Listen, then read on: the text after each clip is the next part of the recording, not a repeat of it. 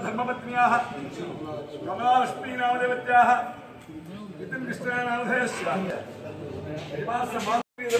कुटुम्बानां सूत्रभूतभ्रातृस्य समानसप्रश्रीमान्यनिवासस्य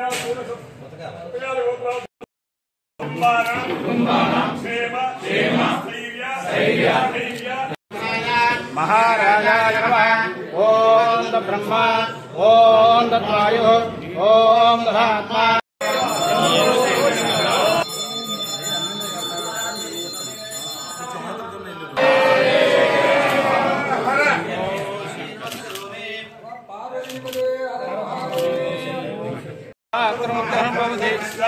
सर्वजनित्य सर्ववेमनात्मोति सर्वं जयते।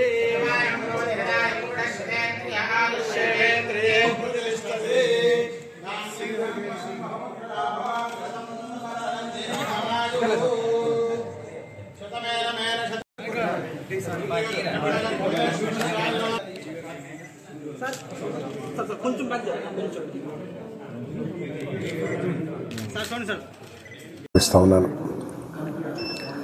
ఆ త్రికోటేశ్వర స్వామి ఆశీర్వాదంతో మన రాష్ట్రం ప్రత్యేకంగా నర్సరావుపేట ప్రాంతం అంతా కూడా సుభిక్షంగా ఉండాలని, అందరూ కూడా చల్లగా ఉండాలని కోరుకుంటూ,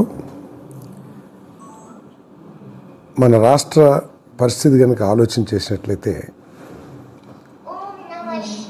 5 సంవత్సరాల దుష్పరిపాలన మూలంగా అన్ని రంగాల్లో కూడా వెనకబడిపోయాం. ఒకప్పుడు అనేక రంగాల్లో 2-3 స్థానాల్లో ఉన్న దేశంలో 2-3 స్థానాల్లో ఉన్న ఆంధ్రప్రదేశ్ ఈరోజు 11-12 స్థానాలకి దిగజారిపోవటం చాలా బాధాకరం. దానికి కేవలం కారణం ఏమిటంటే ఏదో ప్రకృతి వైపరీత్యాల్లో లేకపోతే ఇతరితర కారణాలు కాదు. కేవలం ఒక వ్యక్తి యొక్క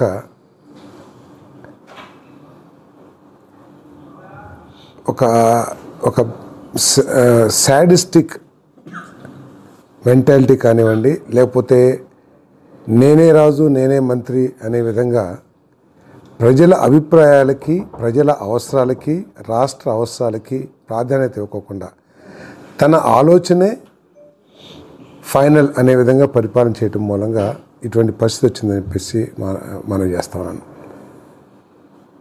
ఒక పక్క రాష్ట్ర ఆదాయం గురించి పట్టించుకోకుండా, ఈ రాష్ట్రంలోని యువతీ యువకుల భవిష్యత్తు గురించి ఆలోచన చేయకోకుండా కేవలం బటన్ నొక్కటం ఒక్కటే పరిపాలన అనే విధంగా పనిచేయటం కూడా ఈ పరిస్థితికి కారణం అని చెప్పేసి మనం చేస్తా ఉన్నాను. నేను అనేక పథకాలు కేంద్ర ప్రభుత్వం, సరే రాష్ట్ర ఆర్థిక పరిస్థితి సహకరించట్లేదు, రాష్ట్ర ఆర్థిక పరిస్థితి సరిపోదు, ఎవరు ముఖ్యమంత్రిగా ఉన్నా కూడా కొంత తక్కువగానే ఉంటుంది. కానీ కేంద్ర ప్రభుత్వం చేసే సహకారాన్ని కూడా అందిపుచ్చుకోకుండా మనకి ఇచ్చిన పథకాలను కూడా వాటిని మన రాష్ట్ర ప్రభుత్వం తరఫున అరేంజ్ చేయాల్సిన ఏదైతే కంట్రిబ్యూషన్ ఉంటుందో, ఏదైతే షేర్ ఉంటుందో దాన్ని ఇవ్వకపోవటం మూలంగా కొన్ని వేల కోట్ల రూపాయలు నష్టపోయామని చెప్పేసి మనం చేస్తున్నాం. ఉదాహరణకి జేజేఎం చిన్న రాష్ట్రం కూడా, కేరళ మనకంటే చాలా చిన్న రాష్ట్రం, దాదాపు 30,000 కోట్ల రూపాయల ప్రతిపాదన పంపిస్తే మనం కేవలం 23,000 కోట్లు ప్రతిపాదన పంపించి దాంట్లో ఒక 3-4 కోట్లు మాత్రమే మనం ఖర్చు పెట్టుకోగలిగాం. ఉత్తరప్రదేశ్ లాంటి రాష్ట్రాలు సరే మనకంటే కొంత పెద్ద అయినా కూడా 1,00,000 కోట్ల రూపాయలు ఉత్తరప్రదేశ్. సో ఆ విధంగా కేంద్ర ప్రభుత్వ నిధులను వినియోగించుకుని రాష్ట్ర అభివృద్ధి కోసం ప్రయత్నం చేస్తామంటే జేజేఎం కానివ్వండి, అమృత్ కానివ్వండి. సో కనీసం అదేవిధంగా ఎన్డీబీ నేషనల్ డెవలప్మెంట్ బ్యాంక్ రాష్ట్రంలో రహదారుల అభివృద్ధి కోసం అనేక వేల కోట్ల రూపాయలు రుణాలు శాంక్షన్ చేసి టెండర్లు కూడా పిలిచారు. మనం ఇవ్వాల్సిన 15%, 20% ఇవ్వకపోవటం మూలంగా ఆ ప్రాజెక్టులు అదేవిధంగా ఉండిపోయినాయి. ఆ నిధులు కూడా మురిగిపోయే పరిస్థితి. సరే, నిధుల్ని ఏదో మనం ప్రయత్నం చేసి తీసుకురావడానికి కేంద్ర ప్రభుత్వాన్ని బెత్తినాడో లేకపోతే మన రాష్ట్ర అవసరాలను తెలియజేసి తెచ్చుకోవచ్చు. కానీ ఈ 5 సంవత్సరాల్లో పెరిగిన ధరని ఎవరు భరిస్తారు? ఇప్పుడు అమరావతి ఈరోజు 36,000 కోట్లతో పనులు ప్రారంభించబోతా ఉన్నాం. ఆ రోజు పైసా లేదు. రాష్ట్రంలో అన్ని నిధులు తీసుకొచ్చి అమరావతిలోనే పెట్టాలా అనే ఒక వితండవాదం చేశాం. ఈరోజు రాష్ట్ర నిధులను కానివ్వండి, లేకపోతే ఇంకా మన నిధుల్ని అక్కడ ఎక్కువగా పెట్టుకోకుండా ఇతర సంస్థల నుంచి వరల్డ్ బ్యాంక్ ముందుకు వచ్చింది, హడ్కో ముందుకు వచ్చింది, జర్మనీ ఫైనాన్స్ కంపెనీ కేఎఫ్సీనో కేజీఎఫ్సీనో వాళ్ళు ముందుకు వచ్చారు. అదేవిధంగా పోలవరంలో నిధులు రావట్లేదు, మాకు డబ్బులు రావట్లేదు అని చెప్పిన ఆ ప్రభుత్వం ఈరోజు మనం 7 నెలల కాలంలోనే 12,400 కోట్లు ఇచ్చేశారు. నిన్న మొన్న పేపర్లో చూశాను 2,500 కోట్లు మళ్ళీ ఇచ్చారని చెప్పేసి. అంటే అసలు ప్రాధాన్యత ఏమిటి? ఈ రాష్ట్రాన్ని ముందుకు తీసుకెళ్లాలంటే ఏ ప్రాజెక్టులు తీసుకుంటే రాబోయే 40-50 సంవత్సరాలు ఈ రాష్ట్రం సుభిక్షంగా ఉంటుందనే ఆలోచన లేకోకుండా అక్కడ ఎక్కువగా పెట్టుకోకుండా ఇతర సంస్థల నుంచి వరల్డ్ బ్యాంక్ ముందుకు వచ్చింది, హడ్కో ముందుకు వచ్చింది, జర్మనీ ఫైనాన్స్ కంపెనీ కేఎఫ్సీనో కేజీఎఫ్సీనో వాళ్ళు ముందుకు వచ్చారు. అదేవిధంగా పోలవరంలో నిధులు రావట్లేదు, మాకు డబ్బులు రావట్లేదు అని చెప్పిన ఆ ప్రభుత్వం ఈరోజు మనం 7 నెలల కాలంలోనే 12,400 కోట్లు ఇచ్చేశారు. నిన్న మొన్న పేపర్లో చూశాను 2,500 కోట్లు మళ్ళీ ఇచ్చారని చెప్పేసి. అంటే అసలు ప్రాధాన్యత ఏమిటి? ఈ రాష్ట్రాన్ని ముందుకు తీసుకెళ్లాలంటే ఏ ప్రాజెక్టులు తీసుకుంటే రాబోయే 40-50 సంవత్సరాలు ఈ రాష్ట్రం సుభిక్షంగా ఉంటుందనే ఆలోచన లేకోకుండా కేవలం వ్యక్తిగత ఆలోచనతోనే వెళ్ళటం ఈ దౌర్భాగ్యం అని చెప్పేసి నేను మనవి చేస్తాను. ఈరోజు ముఖ్యమంత్రి చంద్రబాబు నాయుడు గారు, అదేవిధంగా పవన్ కళ్యాణ్ గారు, లోకేష్ గారు వీరు అన్ని ఆలోచనలు చేసి ఒక పక్క రాష్ట్రాన్ని అభివృద్ధి ఈ 7 నెలల కాలంలోనే కొన్ని లక్షల కోట్ల రూపాయలు వచ్చినాయి. ఈరోజు మన రాష్ట్రంలో 65,000 కోట్ల రూపాయలు పెట్టుబడి పెట్టే రిలయన్స్ కంప్రెస్డ్ బయోగ్యాస్ యూనిట్లు 500 యూనిట్లు పెడతా ఉన్నారు. అన్ని రాష్ట్రాలు కూడా అంబానీని ప్రసన్నం చేసుకుని మహారాష్ట్రలో పెడితే దానివల్ల ఉపయోగం ఏంటంటే మనం చూస్తూ ఉంటాం అప్పుడప్పుడు ఇది హర్యానాని పొగ ముంచేసింది, పొగ కమ్మేసింది అని చెప్పేసి. ఏంటి అక్కడ పండిన పంటనంతా తగలబెట్టేస్తారు. ఆకలి మనం కూడా తగలబెడతాం, చెరుకు లేదా వరి. సో ఆ వ్యర్థాలను తగలబెట్టుకోకుండా ఆ వ్యర్థాలను వాడుకొని కంప్రెస్డ్ బయోగ్యాస్ తయారు చేస్తాం. సో అన్ని రాష్ట్రాలు కూడా అడిగినాయి వెనకాల పడ్డే అంబానీ గారు. కానీ మరి లోకేష్ గారు బాంబే వెళ్ళారు, ఏం మంత్రాలు చేశారో, లేకపోతే మన రాష్ట్ర ప్రభుత్వం తరపున ఏం హామీలు ఇచ్చారో వారు వచ్చి సంతకం పెడతామే కాకుండా రాష్ట్రంలో ఉన్న వేస్ట్ ల్యాండ్స్ అన్నింటిని కూడా కౌలుకి ఉచితంగా ఇస్తాం కాస్తమా, కౌలుకి వాళ్ళు దాంట్లో కావాల్సిన గడ్డిని పెంచుకోవడానికి ఇచ్చాం. అదేవిధంగా ఆర్సిలరీ మిట్టల్ మీకు అందరికీ తెలుసు, ఏదో ఒరిస్సాలో స్టీల్ ప్లాంట్ మొదలుపెట్టారంట. ఇంకా అనేక స్టీల్ ప్లాంట్స్, ఇది కూడా పెద్ద స్టీల్ ప్లాంట్ అని ఒరిస్సాలో స్టార్ట్ అయిపోయింది అనుకున్నాం మనం. ఆ ప్లాంట్ మన రాష్ట్రానికి వచ్చిందంటే నమ్మకం కూడా మనకు కలగల. అదేంటి ఏదో చెప్తున్నారులే పత్రికలు అని అనుకున్నాం. ఎందుకంటే ఒరిస్సాలో ప్రారంభం అయిపోయిందనే భావనలో మనం ఉన్నాం. కానీ అటువంటి పరిస్థితి నుంచి కూడా ఆ ఫ్యాక్టరీని మన తీసుకొచ్చి వైజాగ్లో 7 మిలియన్ టన్నుల ఫ్యాక్టరీ చేశాం. ఇదంతా ఎందుకు? మన స్టీల్ ప్లాంట్ పోయిందనుకున్నాం. అందరూ ఉత్తరాంధ్ర ప్రజలు ధర్నాలు చేశారు. 1456 రోజులు ఆ కార్మికులు నిరాహారదీక్ష చేస్తున్నారు. ఆయన కూడా ఎక్కడ చలించలా. ఎన్నికల తర్వాత ఏ విధంగా అయితే మోడీ గారు వచ్చారో, ఎన్నికల ముందు 5-6 నెలల ముందు కూడా అదే మోడీ గారు విశాఖపట్నం వచ్చారు. తేడా వల్ల అప్పుడు ముఖ్యమంత్రి జగన్మోహన్ రెడ్డి, ఇప్పుడు ముఖ్యమంత్రి చంద్రబాబు నాయుడు గారు.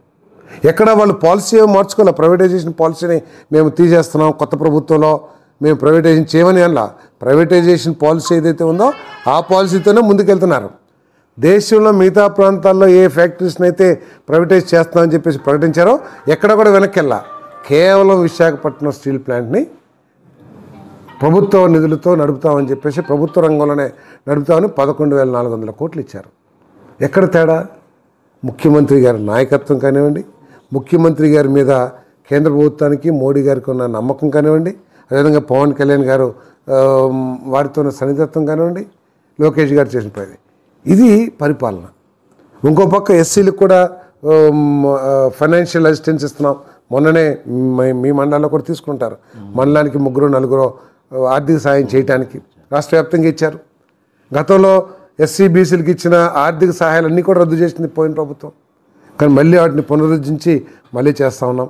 సో బీసీలకి ఎస్సీలకి కూడా పెద్ద ఎత్తున ఆర్థిక సహాయం చేయాలని చెప్పేసి ఆలోచన చేస్తున్నారు. విద్యారంగంలో అనేక పెను మార్పులు లోకేష్ గారు చేస్తూ ఉన్నారు. సో ఈ విధంగా తప్పకుండా ఈ 5 సంవత్సరాల్లో రాష్ట్రాన్ని మళ్ళీ నెంబర్ 1 స్థానంలో ఉంచాలని ప్రయత్నం చేస్తున్నారు. ఆయన లక్ష్యంలో ఒకటే, ఈ 5 సంవత్సరాల కాలంలో 20 లక్షల ఉద్యోగాలు కల్పించాలి. అదేవిధంగా ప్రతి ఇంట్లో కూడా ఒక వ్యాపారవేత్త అంటే ఏదో 10 కోట్లు 5 కోట్లు కోట్లు పెట్టిన వాళ్ళే కాదు వ్యాపారవేత్త. చిన్న వ్యాపారం కూడా చేసుకోవచ్చు. ఒక చిన్న ఫ్యాక్టరీ, ఎస్ఎస్ఐ ఫ్యాక్టరీ పెట్టుకోవచ్చు, కాటేజ్ ఇండస్ట్రీ పెట్టుకోవచ్చు. సో ఏదో ఒక రూపంలో వాళ్ళకి స్కిల్స్ నేర్పించి సంవత్సరాల కాలంలో 20 లక్షల ఉద్యోగాలు కల్పించాలి. అదేవిధంగా ప్రతి ఇంట్లో కూడా ఒక వ్యాపారవేత్త అంటే ఏదో 10 కోట్లు 5 కోట్లు కోట్లు పెట్టిన వాళ్ళే కాదు వ్యాపారవేత్త. చిన్న వ్యాపారం కూడా చేసుకోవచ్చు. ఒక చిన్న ఫ్యాక్టరీ, ఎస్ఎస్ఐ ఫ్యాక్టరీ పెట్టుకోవచ్చు, కాటేజ్ ఇండస్ట్రీ పెట్టుకోవచ్చు. సో ఏదో ఒక రూపంలో వాళ్ళకి స్కిల్స్ నేర్పించి వాళ్ళు వ్యాపారవేత్తలుగా తేయాలి. అంటే మొత్తం ప్రభుత్వం మీద ఆధారపడుకోకుండా వాళ్ళ కాళ్ళ మీద వాళ్ళ సాధికారత, ప్రతి ఇంటికి కూడా సాధికారత కల్పించాలనేది లక్ష్యంగా ఈరోజు చంద్రబాబు నాయుడు గారు పనిచేస్తారని చెప్పేసి మనం చేస్తాను. మరి అదేవిధంగా ప్రతి నియోజకవర్గంలో కూడా స్కిల్ హబ్స్ పెట్టి అందరినీ కూడా యువకుల్ని మంచి నైపుణ్యం కలిగిన యువకులుగా తయారు చేయాలని, తద్వారా పెట్టుబడులని చేయాలని చెప్పేసి ప్రయత్నం చేస్తారు. మరి ఎమ్మెల్యే గారి పనితీరు నాకంటే మీకే బాగా తెలుసు. చాలామంది కార్యకర్తలు మాట్లాడుతున్నారు ఏ విధంగా ప్రతి విషయాన్ని కూడా క్షుణ్ణంగా పరిశీలిస్తూ, ప్రతి విషయంలో కూడా నాకెందుకు సంబంధం అని చెప్పేసి ఇప్పుడు హౌసింగ్ కాలనీస్ ఉన్నాయి. అలాంటి వాళ్ళని ఎప్పుడు వెళ్ళాం, ఎందుకంటే హౌసింగ్ డిపార్ట్మెంట్ ఎవరిని వస్తే వెళ్దామని. కానీ ఇప్పటికి 10 సార్లు ఆ కాలనీకి వెళ్ళి వాళ్ళ సమస్యలు ఏంటి తెలుసుకుని ఎంతో కొంత ఆయన పరిధిలో ఆయన వాటిని పరిష్కరించడం కానివ్వండి, నియోజకవర్గంలో ప్రతి కార్యకర్తను కూడా పేరుతో ఆప్యాయంగా పిలిచి హక్కును చేర్చుకోగలిగిన మనస్తత్వం ఎమ్మెల్యే గారు ఉండటం కూడా ఈ నియోజకవర్గానికి శుభపరిణామం అని చెప్పేసి కూడా ఈ సందర్భంగా తెలియజేస్తూ మరి ఈ కార్యక్రమాన్ని చక్కగా ఏర్పాటు చేశారు. తప్పకుండా ఏదైతే హౌసింగ్ నిర్మాణంలో ఇబ్బంది ఎదుర్కొంటున్నారో వాటన్నిటిని కూడా పరిష్కరిస్తానికి నేను ప్రయత్నం చేస్తాను. గెలిచిన దగ్గర నుంచి స్వచ్ఛ నర్సాపేటని ప్రతిరోజు తిరుగుతున్నారండి. సమాచార శాఖ మంత్రి కదా మీరు, అలానే జర్నలిస్టులకి మీరు జర్నలిస్టు ఎప్పుడు కూడా తెలుగుదేశం ప్రభుత్వం ప్రాధాన్యత ఇచ్చింది. పోయిన ప్రభుత్వంలో కూడా జీవో కూడా ఇచ్చారు. ఇళ్ల స్థలం నాకు తెలిసి మొన్న చూశాను నేను, అమరావతిలో 30 ఎకరాలు 40 ఎకరాలు కేటాయించి దాంట్లో గృహ నిర్మాణం కూడా చేయాలని ఆలోచన చేశారు. దురదృష్టం గవర్నమెంట్ పడిపోయింది. తర్వాత ప్రభుత్వం దాని మీద ఎటువంటి చర్యలు తీసుకోకపోవడం మూలంగా కూడా అది అట్లా అయిపోయింది.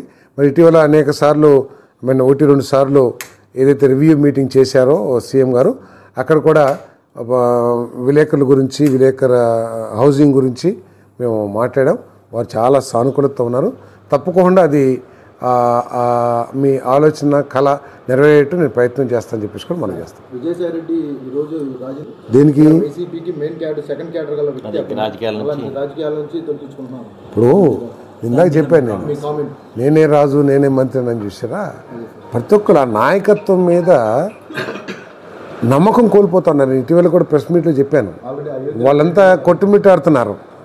ఏంటి వాళ్ళకి ఏంటంటే అసలు ఆ పార్టీ నాయకత్వం మీద నమ్మకం లేదు. ఎందుకంటే ఆయన ఆలోచన సరళిని దగ్గర నుంచి చూశారు. ప్రజాస్వామ్యంలో ఏంటంటే అందరి అభిప్రాయాలు ఎవరి పాత్ర వారు నిర్వహించాలి తప్పితే నేనే రాజు నేనే మంత్రి అనే విధంగా అన్నీ నేనే చేస్తాను, నేను చెప్పిందే చేయాలి అనుకుంటాం అనేది అదొక మూర్ఖత్వం. సో దాని మూలంగా ఇప్పుడు మనం ఈ దేశం ఇంత బలంగా ఉందంటే కారణం ఏంటి? ప్రజాస్వామ్య విలువలు, ప్రజాస్వామ్య సంస్థలు అన్నీ కూడా బలంగా ఉన్నాయి కాబట్టి ప్రతి పేదవాడికి కూడా న్యాయం, గౌరవం లభిస్తూ ఉంది. అక్కడ అటువంటి పరిస్థితి లేదు. కార్యకర్తకి గౌరవం లేదు. ఆ సంస్కృతి, ఆ బూతుల సంస్కృతి కానీ ఈరోజు చూసాము. ఈ 6 నెలలు ఎక్కడన్నా ఏ మంత్రి కానీ ఎమ్మెల్యే కానీ బూతులు మాట్లాడుతూ చూసారా? ఎంతసేపు అభివృద్ధి లేకపోతే నియోజకవర్గానికి రాష్ట్రానికి ఏం చేయాలనే పథకాల మీద మాట్లాడే తప్పితే ఎవరన్నా బూతులు మాట్లాడమా?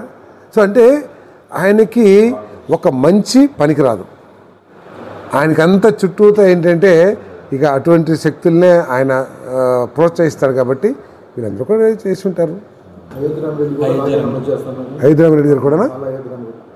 సో ఇక అది మొత్తం అంటే వాళ్ళు చేసుకున్న పాపాల మూలంగానే ముఖ్యమంత్రి గారు ఒకటే చెప్పారు. ముఖ్యమంత్రి మేము పదవి స్వీకారం చేసిన తర్వాత చట్టం తన పని తను చేసుకుపోతుంది, కానీ మనం వెంజెన్స్తో కక్షపూరితంగా మనం పరిపాలన చేయకూడదు.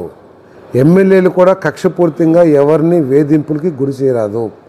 ఏదైనా తప్పులుండి కేసులుంటే సరే వాళ్ళ చర్యలు వాళ్ళు తీసుకుంటారు, కోర్టులు కానీ పోలీసు కానీ. అంతేగాని మీరు ఇతన్ని వేధించాలి, ఇతన్ని నష్టపరచాలి, ఇతని వ్యాపారాలను దెబ్బతీయాలి, ప్రజల సమస్యల మీద దృష్టి పెట్టాలి. ఏదైతే ముఖ్యమంత్రి గారు, పవన్ కళ్యాణ్ గారు లేదా లోకేష్ గారు చెప్తున్నారో వాటిని ఎక్కువగా మన ప్రభుత్వం సాధించిన విజయాల్ని ప్రజల్లోకి విరివిగా తీసుకెళ్లాల్సిన అవసరం ఉంది. చిన్న చిన్న కార్యకర్తలు కూడా చిన్న చిన్న అసౌకర్యానికి కొన్ని సందర్భాల్లో గురైనా దాన్ని ఏదో పెద్దగా బూతలాగా చూడాల్సిన అవసరం లేదు. లోకేష్ గారు ప్రత్యేకంగా కార్యకర్తల్ని ఆదుకోవాలి, కార్యకర్తలకు అన్ని విధాలుగా అండగా ఉండాలనే ఆలోచనలో ఉండే వ్యక్తి అని చెప్పేసి మనం చేస్తాం. Thank you.